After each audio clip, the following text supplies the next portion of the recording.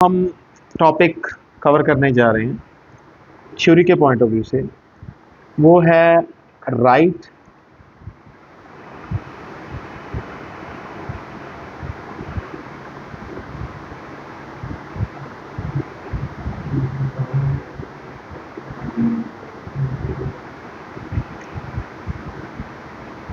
And bonus issue.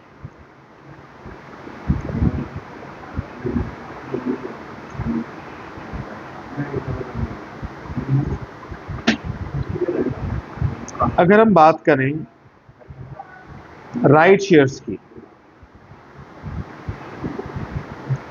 जो right shares हैं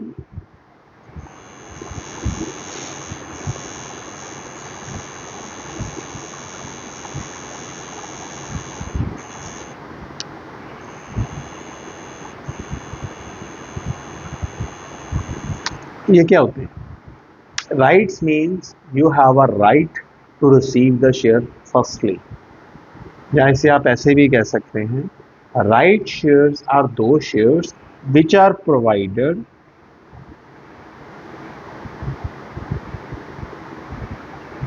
to their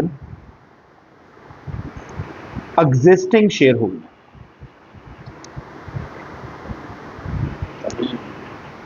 बताता हूं।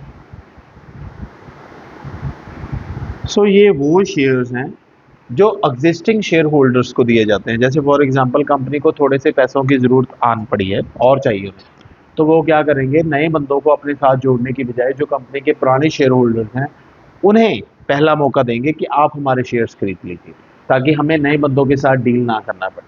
So that practice is called right shares. ये फ्री में नहीं होते, हाँ डिस्काउंट कभी कभी मिल जाता है, लेकिन फ्री में नहीं होता। और ये जो राइट शेयर्स मिलते भी हैं ये एज पर द प्रपोर्शन होते हैं, मतलब जो आपका प्रपोर्शन बनेगा, ठीक है, एग्जिस्टिंग शेयर होल्डर्स को दिए जाते हैं। प्रेफरेंस भी हो सकते हैं, इक्विटी भी हो सकते हैं, बट ये गिवन होते हैं एग्जिस्टिंग शेयर होल्डर, ठीक है ना। इसकी कुछ प्रोविजंस या कंडीशंस हैं, ये 5 मार्क्स में क्वेश्चन आता है ज़्यादा, लेकिन इस चैप्टर का पार्ट है इसलिए मुझे करवाना है पड़ेगा। कहना द जो पहले सबसे पहले क्या है कि इसमें एग्जिस्टिंग शेयर होल्डर्स को 15 दिन का नोटिस दिया जाता है। 15 डेज का नोटिस कह सकते हो या 15 डेज का टाइम कह सकते हो कि उसमें आप अप्लाई कर सकते हो, ऑफर किए जाते हैं, not exceeding 30 days to accept, ठीक है। दूसरी प्रोविजन ये है कि आर्टिकल ऑफ एसोसिएशन में मेंशन होना चाहिए। डॉक्यूमेंट था ना कल मैंने करवाया था, तभी आप राइट शेयर्स कर सकते हैं। तीसरा, आफ्टर द एक्ट मेंशन, तीसरा after the expiry of the time specified in the notice, उसके बाद जब उन्होंने डिक्लाइन कर दिया, then after expiry of notice, then the board of director will decide कि इन शेयर्स को हमने कैसे बेचना है, how to sell the shares या सेल दी शेयर्स या डिस्पोज ऑफ दी शेयर्स।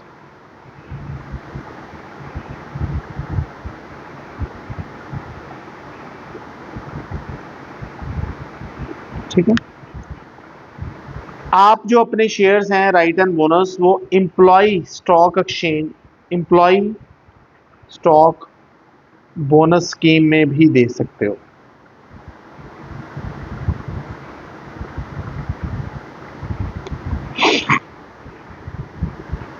ठीक है।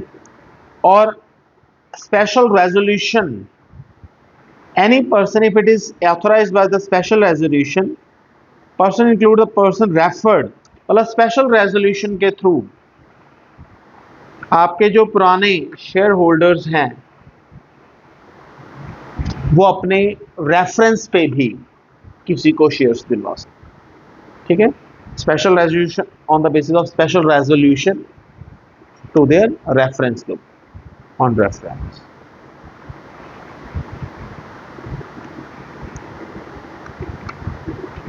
ठीक है। उसके बाद इसके एडवांटेज डिसएडवांटेज आप कर लीजिएगा। वैल्यू ऑफ राइट निकालना होता है हमने इसमें बेसिकली। वैल्यू ऑफ राइट मतलब कि किस वैल्यू पे आपको शेयर मिलेगा। तो उसका फॉर्मूला होता है m minus S over n plus one. m क्या होती है? Market value of shares. s is called the issue price. n is the number of shares against which one bonus share is given. जैसे मैं बताना चाहूंगा, example लेते हैं कि 200 का मार्केट वैल्यू है, हम उनको वो शेयर दे रहे हैं 160 का, इश्यू प्राइस 160 है, 3 शेयर्स के बदले हम 1 शेयर दे रहे हैं, तो 3 + 1 4। सो ये कर आके आपका आ गया 40/4, आपका 10 आ गया, आपकी वैल्यू ऑफ राइट 10 आ गया। ठीक है। 10 का मतलब ये है कि मतलब यू कैन से दैट कि value of right is particularly it is called, मतलब जो आपको ऑफर मिल रहा है जिस रेट पे। इसकी पर्टिकुलरली मैं आपको एक डेफिनेशन बता देता हूँ। Existing shareholder who have been offered right shares and do not want to purchase these shares may re-announce their shares in the favor of some others. The person within the specified period as mentioned earlier. In such a case, the existing shareholder can make a profit by selling its right to the person because generally the right shares are offered to the person at lower price. So ये होता है आपको value of right। मतलब अगर मैंने आपको offer किया लेकिन आप आगे बिकवाना चाहते हो, आपकी रेफरेंस में देना चाहते हो, तो आप उससे कितने पैसे लोगे in addition to the issue price, उसे कहते हैं वैल्यू। ठीक है।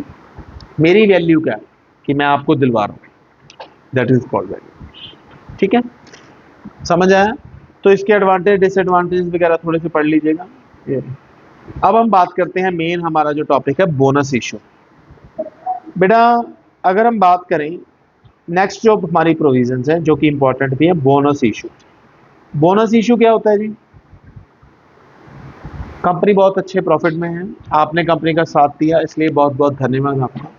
तो as a gratitude, as a respect, as a token of मतलब ग्रेटिट्यूड, प्रेज, एप्रिसिएशन, आपको जो फ्री में शेयर दिए जाते हैं उसे बोनस इशू कहा जाता है।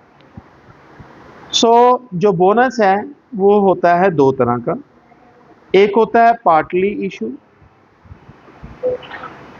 एक होता है फुली इशू।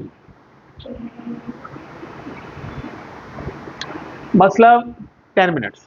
मतलब इसमें होता है पार्टली इशू में क्या होता है? पार्टली इशू में होता है कि जब आपको कुछ पैसे माफ कर दिए जाते हैं, जैसे 10 रुपए का शेयर था, आप 8 रुपए ऑलरेडी पे कर चुके हैं, 2 रुपए आपकी तरफ से पे करने रहते हैं, वो मैंने माफ कर दिया, इसे पार्टली कहा जाता है। फुली क्या होता है? जब मैंने 10 रुपीज का पूरा शेयर ही आपको फ्री में प्रोवाइड कर दिया, तो उसे क्या कहा जाता है? फुली पेड अप शेयर्स कहा जाता है। ठीक है। सो बोनस इशू क्लियर है आपको? अब इसका जो क्वेश्चन आता है, कंडीशंस वगैरह सर्कमस्टेंसेस आप तो पढ़ ही लोगे, इसके एंट्रीज और सेबी गाइडलाइंस, वही प्रोविजंस रिगार्डिंग बोनस। वो पहले क्या है कि bonus is made from free reserve. वही कहानी जो बार बार सुनानी, मैंने पहले भी ये चीज 2 बार 3 बार कह चुका हूं, बायबैक में भी, कि जो बोनस शेयर देने हैं वो फ्री में देने हैं, तो पैसा कहां से आएगा? From free reserve. ठीक है। उसके बाद reserve can created by revaluation of asset can not be used.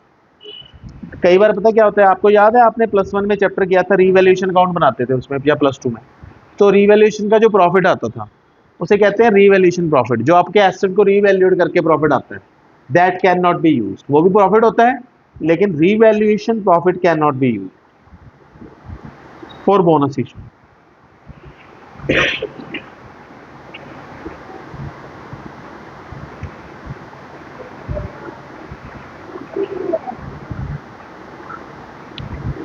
ठीक है।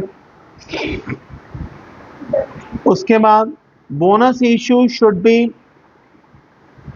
पहले क्या करना है, अगर आपके शेयर पार्टली पेड अप, सो कभी भी फुली पेड अप बोनस नहीं दिया जाएगा, पहले पार्टली पेड अप शेयर्स को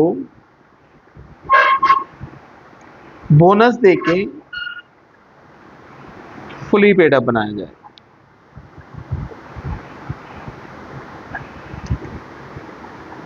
मेरे कहने का मतलब है सीधा आप फुली बोनस नहीं दे सकते। फुली बोनस समझ रहे हो ना मेरे, मैं क्या कहना चाहता हूं, आप पूरा पूरा शेयर फ्री में दे। Bonus should not be made, वो हो गया।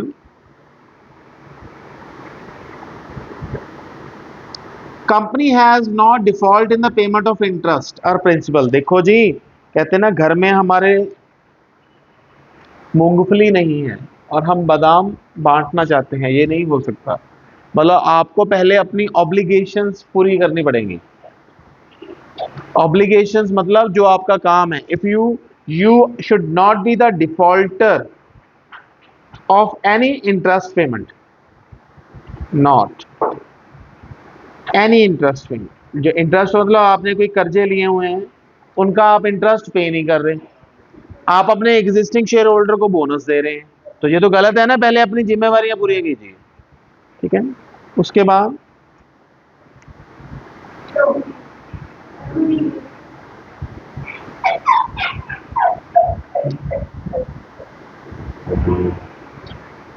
सिक्स मंथ के अंदर अंदर आपका सारा काम कंप्लीट हो जाना चाहिए बोनस। जैसे बायबैक में था ना, 1 month 1 year, 6 month is the period जिसमें आपका सारा कंप्लीट हो जाना चाहिए।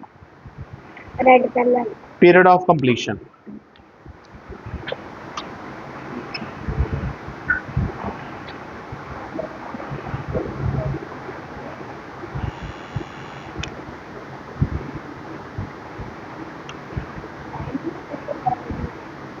उसके बाद आर्टिकल ऑफ एसोसिएशन में एओए जो हमारा डॉक्यूमेंट है उसमें मेंशन होना चाहिए।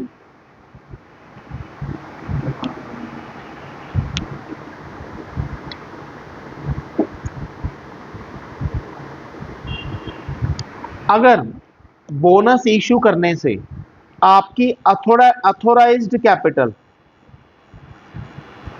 इंक्रीज हो रही है, क्योंकि बोनस आप फ्री में शेयर दे रहे हो, देन एक स्पेशल रेजोल्यूशन पास करना पड़ेगा, तभी आप ये बोनस कर सकते हो।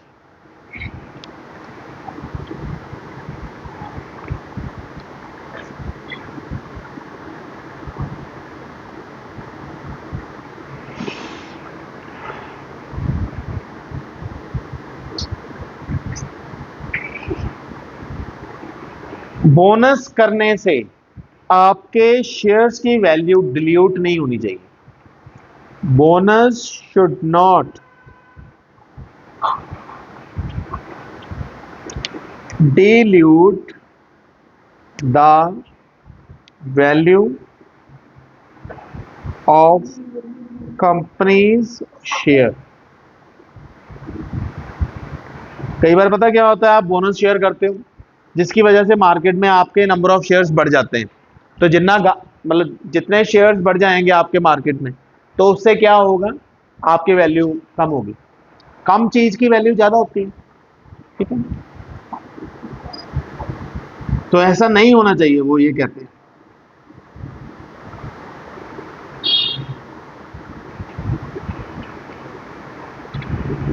Bonus should not be as conversion.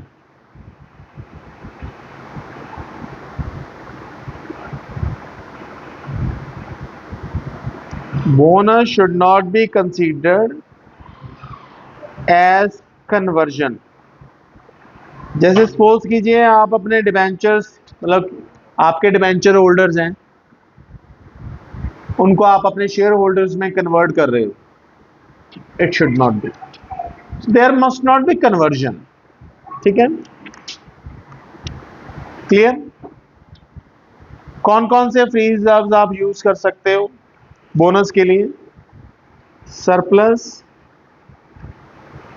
General reserve, revenue reserve, capital reserve, fix asset या इन्वेस्टमेंट बेच के आया हो जो, वो वाला मैंने बताया था ना। सीआरआर जो आप बनाते हो, बट सीआरआर जो यूज करना है वो सिर्फ फुली बोनस के लिए करना, ठीक है। सिक्योरिटी प्रीमियम रिजर्व भी आप बोनस के लिए यूज कर सकते हैं। सो ये है पर्टिकुलरली रिजर्व्स, ठीक है ना। उसके बाद साथ ही में जो इसकी क्वेश्चनिंग होती है वो होती है जर्नल एंट्रीज, जो हम एक एक करके करेंगे। जर्नल एंट्रीज बोनस की, देखो जी पार्टली की अलग है, पार्टली की तो दो ही है, पार्टली बोनस समझते हैं हम, तीन है सॉरी पार्ट। जैसे फॉर एग्जांपल मेरे पास 5,000 के शेयर्स थे,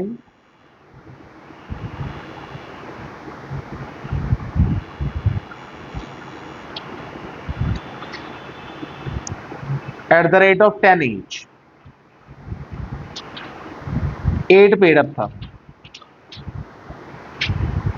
2 रुपए लेने वाले रहते थे, मैंने कहा छोड़ दो, तो अब 5,000 लोगों को 2 रुपये छोड़ दिए, 10,000 छोड़ दिए, तो वो पैसा अगर आता तो वो मेरी फाइनल कॉल होती, तो एंट्री क्या डालती, पहले ड्यू की एंट्री डाल दो, equity share final call account debit to equity share capital, 10,000 के साथ।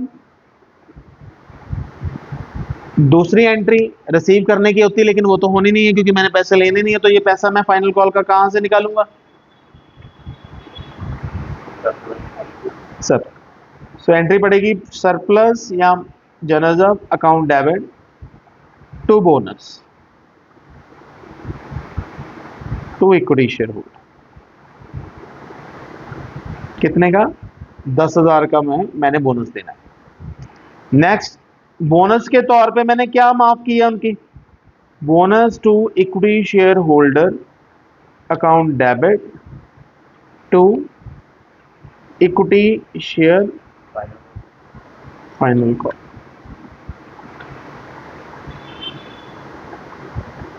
समझ आ गई बात, ठीक है जी।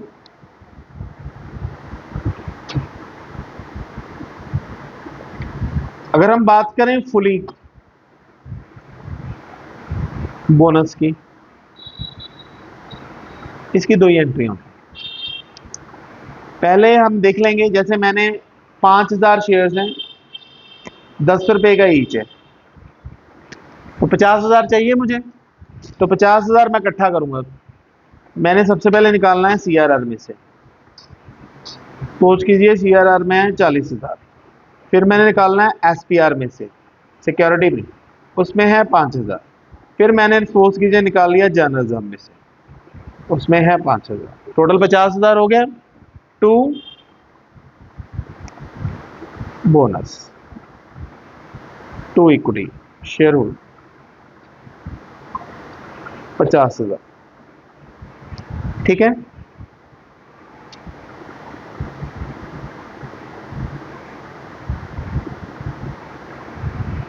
हो गया मेरा पूरा।